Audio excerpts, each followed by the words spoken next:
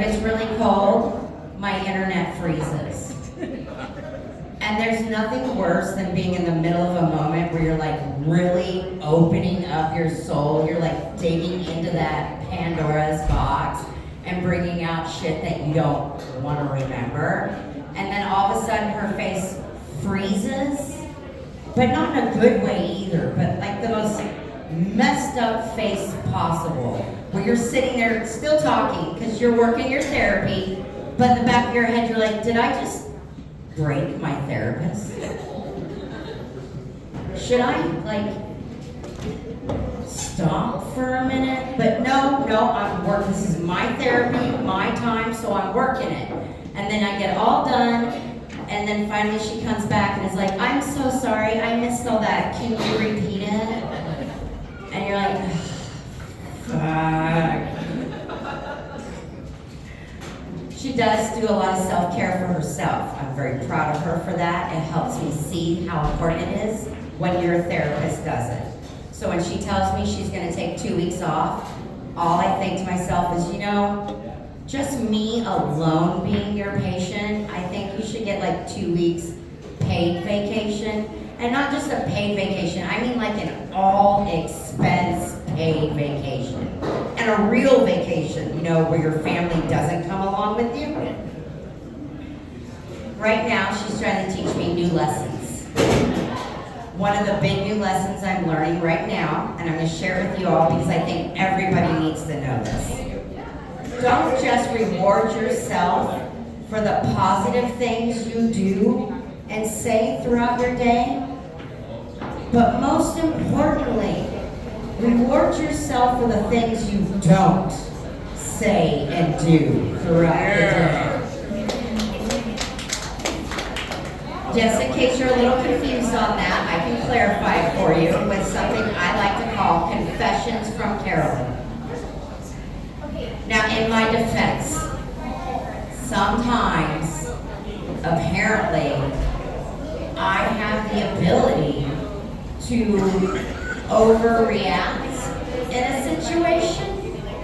Maybe sometimes connect dots that aren't really there. Like, these two teenagers took a gnome off my front porch, right in front of me. Walked up, grabbed my gnome, and began to walk away with my gnome. Didn't even give me the respect to fucking run. Just walked away with my gnome. And I looked over at Dusty and went, they took your gnome. And he went, what? Now this is where I began to connect dots that weren't really there. And I looked at him and went, no, not again, not today. And I ran out that door with the adult thought process that it would be a really good idea for me to go get my gnome back. So I ran out and screamed at the top of my lungs, give me my fucking gnome back, bitch! Now the kids decide to fucking run. But they don't know PTSD. So I began to haul ass after them. I chased them for 6 fucking blocks. Actually, I only really ran for 3, but because of my age, I need to slow down and catch my breath. And I snuck up behind them because short people, you can't really hear us. So I got right up behind them, about a foot behind them, and yelled again, give me my fucking gnome back, bitch! They jumped about 2 feet in the fucking air. At this point, I decided it was a good idea to speak to them like I was 14 years old and back on the streets of West Palm Beach. I was using vulgarities I had forgotten. I actually think I made up a couple when I looked at his girlfriend, and there's kids around, I'm so sorry. I looked at his girlfriend and called her a cum-guzzling, double-cutted gutter slut. At this point, thank you. At this point, other people started to come out, other adults were coming out to watch. Not to intervene, just to watch. And then when the teenage boy looked at me and said, I didn't touch your fucking gnome, and rolled his eyes. Some of you parents know that eye roll that I'm talking about, the one that makes you want to hit him really hard, but then you remember you can go to jail for that, so you don't. And then I decided, once again, an active adult decision, that I needed to teach these children some respect. And today was the fucking day. I have nothing better to do. I'll go to jail today. So I proceeded to launch at these teenagers. Now, it wasn't just gonna be mindless violence. I am an adult, I'm fucking 49. I've already raised a kid. So I was gonna be inspiring about it. And each time I hit them, I was gonna make sure to be encouraging. Stay in fucking school, get a fucking job, find a fucking hobby. But as soon as I launched in the air, my boyfriend Dusty arrived magically behind me and swooped me up into the air. And I'm still cursing and screaming. And then all of a sudden I realized, wait, if I slow down and calm down, he'll set me down. So then I used my therapy skills and I found my center and my balance, did my breathing. He thought I calmed down. The second my feet hit that ground, I launched again, screaming, I'm gonna fucking eat your soul! At this point, they actually ran. And Dusty started to walk the other direction because I think he figured out if he puts me down again, I'm just going back after him. And the whole time he's carrying me, I'm not done. I'm still talking shit, yelling to these fucking kids with adults still watching, that if they ever come by my fucking house ever again, I'll fucking own them. They still don't walk by my house. And I got my motherfucking gnome back. Yeah. When I talked to my therapist about this, because part of therapy is telling her everything, even the moments you're not so proud of. Because I'll admit, walking back to the house, I was like, you know, that probably wasn't my shining moment of the week. I probably shouldn't have done that. But hey, I got therapy in 2 days, so we'll be all right. And then when I got done talking to her, she said, well, Carolyn, all that is true. Yes, and let's look at the happy thoughts. You learned that your reaction was incorrect. So you now know how to treat it in the future when somebody takes something from you. You know not to connect dots. This is a valuable lesson. And you learn this without anybody getting hurt. So enjoy your fucking cupcake. So I took that, and I want you guys to take that. Now I imagine yours won't be near as extreme as chasing teenagers down for your fucking gnome. But next time you're at work, and there's that girl you just want to smack the fuck out of, and you go home and you realize at the end of the day, fuck, I didn't hit a bitch. Smoke a joint, take a bubble bath, enjoy your fucking cupcakes.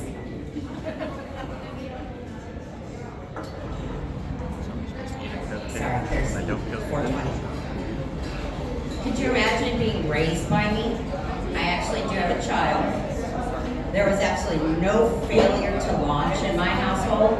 He was actually packed ready to move out at 18, but I was like, no, stay home for a year, enjoy money, because once you move out, you're fucking broke the rest of your life. So he did, but on his 19th, he was out that fucking door. And I had his friends' mothers calling me going, Carolyn, how did you get him out of the door? Mine's still in the basement drinking White Claw and playing Call of Duty. I said, simple. I tried to move out. I beat him when he was little. Not too much. Not enough to where he like flinches every time somebody moves fast, but just enough where he knew not to get lippy with his mom. I'm only 4'10". I have to work with what I got. No, actually, I was just extremely involved in my son's life. I wasn't like a helicopter parent or like a butt plug parent or anything like that. Speaking of butt plugs, have you guys seen these ones that light up at night? Yeah. I know, I think they would be amazing for night walkers and night joggers. Nothing sexual, it's like a taillight. Everybody will know where you are. It doesn't have to be sexual, unless you really want it to be. I'm not here to yuck your yum. I also volunteered a lot in his classroom, especially in kindergarten. That's the best year to volunteer. If none of you guys have kids yet, when you have them, kindergarten is the time to volunteer. And that's also when I realized there's something missing off that school supply list. Booze. We need to be giving these teachers booze. And the amount of booze you have to give them should depend on your child's grades. And I don't mean like their academic grades. I mean like their behavioral grades. That should be how you have to base how much booze you give your teacher. I also did Cub Scouts for 3 years. I was a den leader. I love the hell out of that. I did a lot of fun with it until about 3 years into it, another mom found out I used to be a stripper. And she reported me. And they decided that I was immoral and shouldn't be near little boys. So I got booted. But it's okay. I was a stripper, not a priest. Calm the fuck down. Yeah. I did kind of get even a little bit. I didn't have anything to do with it, but karma is a bitch. The mom who started all the drama got busted stealing from the pack. And all I could think as she was being sentenced was, well, if I would have left any money, at least I would have earned all mine. Being an involved mom does come with so much drawbacks. Like sometimes you see things and take part of things you don't really want to at all. Like one time I came into the room and all the boys are hovered around the computer losing their little minds. So I go over and I'm like, oh my God, what are you guys watching? I want to see. And they're like, okay, come on, Mom, come see this. 2 girls, 1 guy. Yeah, I know. If you haven't seen it, don't look it up. Just don't, please. It is, yeah. And I was committed. I couldn't walk away. I spent years developing a reputation with these boys. I had to watch that fucking video from beginning to end. And all I could think was these little assholes are so lucky I saw a donkey show in Tijuana. Because that was way worse. I did raise him being very open. He knew I used to be an exotic dancer. I never did anything I was ashamed of, so I wasn't ashamed to tell him. And when he turned 21, he decided to go to Vegas, which is one of the places I used to dance. And I get a very inebriated drunk phone call at 11 o'clock at night, because, well, it's Vegas. And he's like, Mom, what club did you work at in Vegas? I was like, the Can Room, why? He's like, great, we're gonna go there. And I was like, good job, son, make it rain. And then we hung up and all I could think is, how fucking healthy was that conversation to have with my child? Too late, damage is done. It's also, as your son gets older and your children get older, it's when you realize your epic failures that you've made. And there's good to acknowledge your failures as a parent. So there's one big, huge one that I will acknowledge.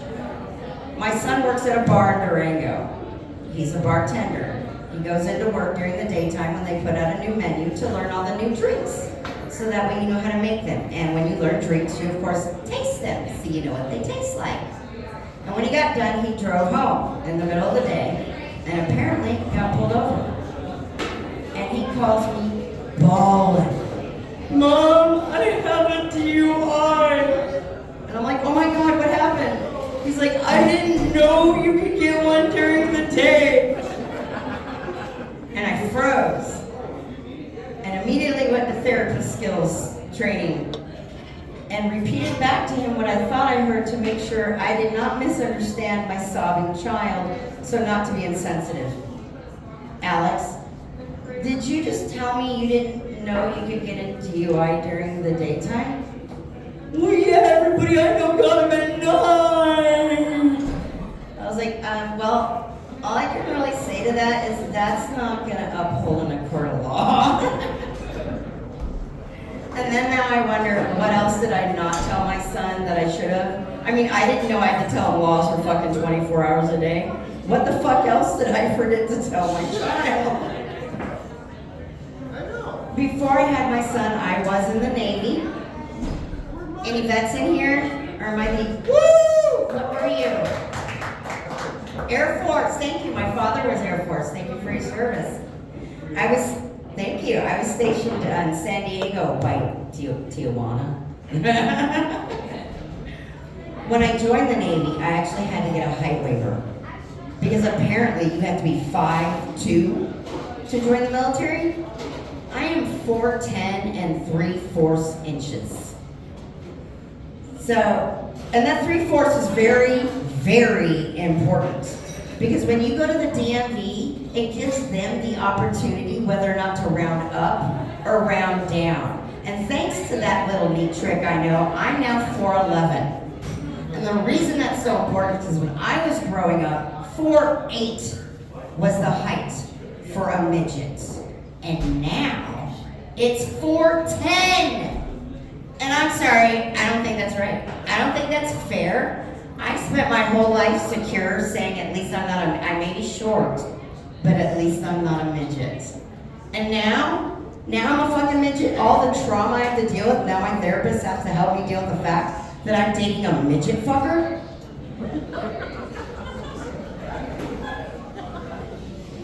He's so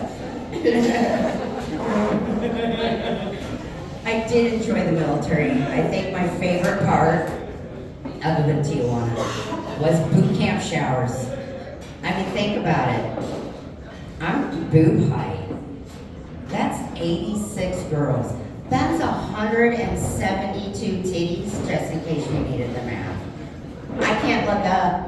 That's waterboarding. I can't look down. That's reverse waterboarding in a shampoo. No, actually, it was acronyms. Like CYA. Cover your ass. KISS. Keep it simple, stupid. And my favorite, which is actually a non-binary term, although it gets me in trouble, cunt. Can't understand normal thinking. Yeah, see, I love watching the men's face when I do that joke, because they're looking at their spouse to see if they can laugh. Men who are alone, they just fucking laugh. They're like, yeah, she's right, that's fucking funny. But men who are with a woman, they're like side-eyeing her to see if it's okay. And if they don't laugh, they don't laugh. So the more I do that joke, the more it's becoming entertainment for me on stage, just to watch the men sweat the shit out when I do it. I really am proud of how the military has opened up for women. We can do so much now that we couldn't do before. And in the Navy, there's just, I can't speak for other branches, but in the Navy, there's one place where I don't think women belong, and that's submarines. And don't judge me too harshly. On a submarine, you have to hot rack. You share a rack with somebody else. If you have men and women go underwater for 6 months, somebody's coming back up pregnant. My ship couldn't go to Hawaii from San Diego without a girl getting knocked up. There's no way you could put all women on board, because we'll freaking kill each other. The bleeders will be over there fighting and screaming over stuff, and the menopause women are just going to be sitting back laughing their fucking asses off, going, remember when we used to care so much about so little? Should we stop the fight? Nah, fuck it, let them figure it out. We did. And they're the only ones coming back up from the water. Another thing I figured out being in the military is that men are like ships. Other than just being full of seamen. You have your aircraft carriers, which are your larger ships, and they hit that water, the bedroom, and plow right through that water, slow and steady, gets where it's going, does what it needs to do, not a whole lot of motion, just point A to point B, gets it done. And then you have your frigates.